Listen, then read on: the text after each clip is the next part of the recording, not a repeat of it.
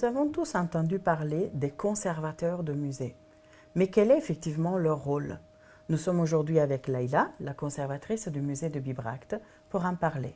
Bonjour Laïla. Bonjour Chiara. Tu peux nous expliquer en quelques mots quelles sont tes missions au sein du musée? Mes missions sont doubles. J'ai une première mission de coordination des actions de l'équipe du musée qui sont tournées vers le public, des actions de médiation, la conception des événements de la saison culturelle, la promotion, la communication, le montage des expositions. L'autre aspect, c'est celui d'être responsable de la collection de Bibracte. Vraiment responsable des objets qui sont dans les vitrines. Voilà, les objets qui sont dans les vitrines et les objets qui plus globalement constituent ce qu'on appelle la collection du musée, qui, juridiquement parlant, est représentée par ce document, qui est l'inventaire de cette collection. Donc cet inventaire est composé actuellement d'environ 1820 lignes. Chaque objet correspond à une ligne et pour chaque objet, on a différentes cases à remplir. La totalité de ces cases permettant de définir chacun des objets et de constituer en quelque sorte sa carte d'identité. Voilà. Et pour enrichir ces collections, pour avoir encore plus d'objets, comment on fait?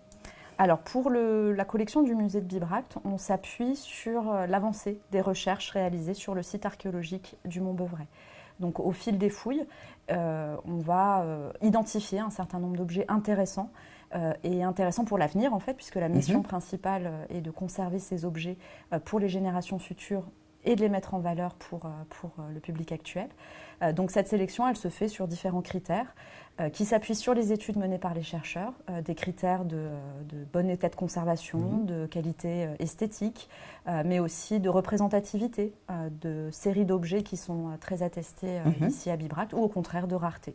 Et donc une fois que les fouilles sont achevées, on sélectionne ces objets, on en fait une proposition aux instances de l'État qui doivent donner un avis. Et une fois que cet avis est connu et positif, on va ajouter les lignes d'inventaire correspondantes dans le document en question.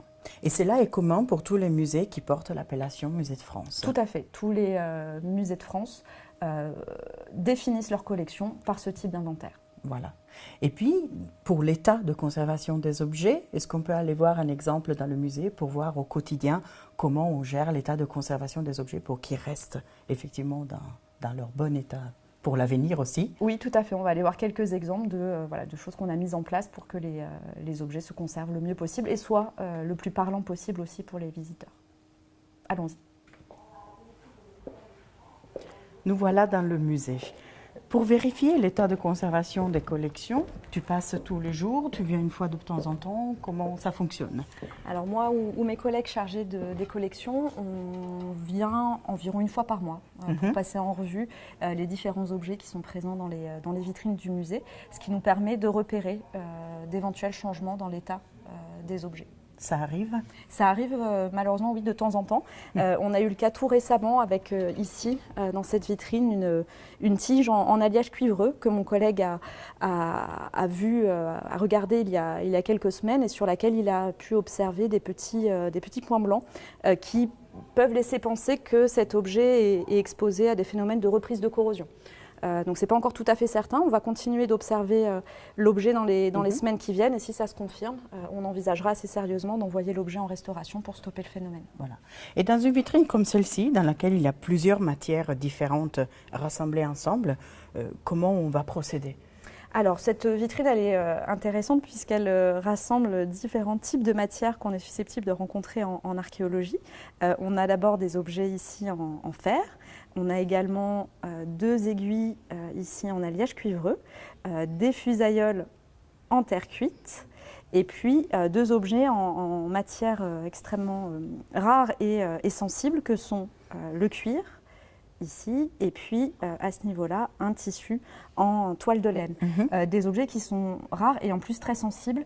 Comme tous les objets archéologiques, ces objets sont sensibles à différents facteurs que sont l'humidité, la température, l'exposition à la lumière et l'interaction avec d'autres matières. Donc pour cette vitrine, comme pour beaucoup d'autres d'ailleurs dans le musée, on a mis en place en fond de vitrine une plaque de verre sur laquelle les objets sont disposés et qui a l'avantage d'être chimiquement neutre. Donc elle ne va pas interagir avec les objets posés dessus. Et pour cette vitrine-là en particulier, on a mis en place un autre protocole pour protéger en particulier le cuir et la laine des rayonnements du soleil. Donc on a posé sur les différentes faces de la vitrine un film transparent qui a la particularité d'être anti-UV. Donc il va bloquer les UV émis par les rayons du soleil et ainsi protéger le fragment de cuir et le fragment de laine des effets de la lumière. Merci beaucoup, Laïla. Avec plaisir. Vous avez vu, la conservation des objets, c'est une affaire très sérieuse. Et les objets qui sont aussi dans les vitrines, il faut qu'ils puissent être conservés, préservés pour les générations futures. Pensez-y quand vous allez visiter un musée. Et la suite au prochain épisode.